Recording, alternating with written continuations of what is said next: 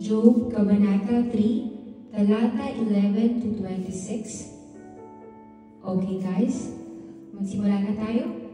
Talata 11. Bakit hindi ako namatay nang ako'y pinanganak o nalagutan ng hininga nang ako'y lumabas sa sinapupunan?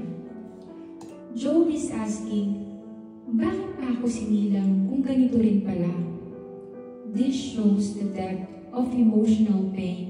Ngunit tandaan, pwede tayong magtanong kay Lord at siya'y hindi lalayo. Talata 12. Bakit ako tinanggap ng mga tuhod? Bakit ako pinasuso ng mga dibdib? He is asking, why was I even cared for as a baby? Minsan, kapag sobra ng sakit, pati ang mga dati nating pinagpapala ay nagiging tanong, but God's love stays. Talata 13 to 15, isa-summarize naman po natin ito. Job says, he wouldn't be at peace already if he died, like kings, counselors, or princes with gold. He wishes he was already resting. This shows us na kahit ang matitibay na mananampalataya ay napapaisip ng ganito kapag sobrang bigat. Pero hindi dito nagtatapos ang kwento ni Job.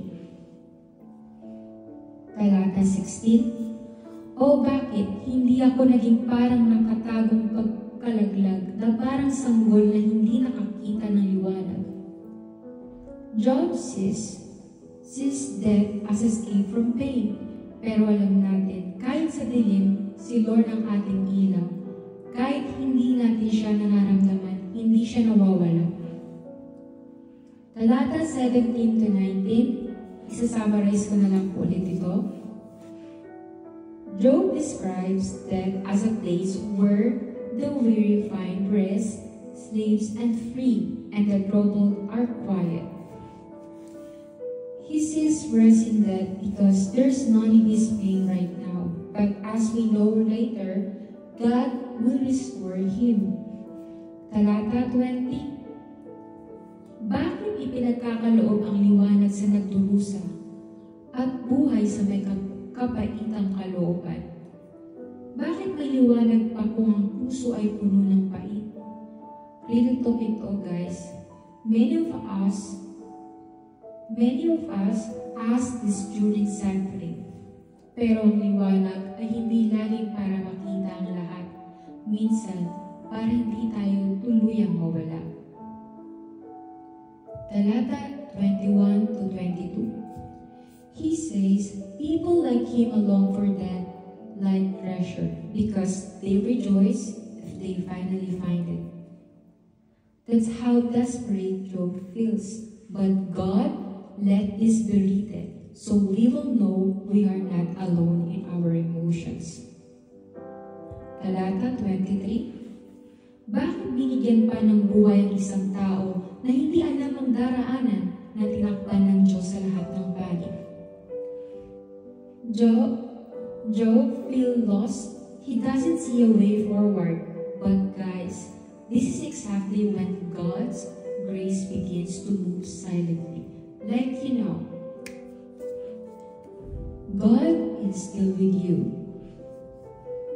Talata 24 to 26, isa-summarize na lang po ulit natin ito. He ends with, ang aking pagkain ay naging aking buntong hininga.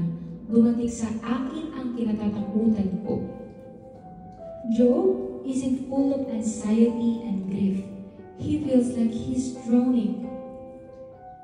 Pero sa chapter 3 na to, it's not the end. God still writing His story. Mga ka-faith, minsan masakit talagang marinig ang ganitong panalangin. Pero ito ang totoo at ito ang puso ni Job. Kung nararanasan mo rin ito ngayon, I want you to know hindi ka nag-iisa. As just like Job, may pag-asa sa dulo ng pagluha. Kita-kits sa susunod na kabanata. Stay faithful, stay real, and stay close to God. Bye!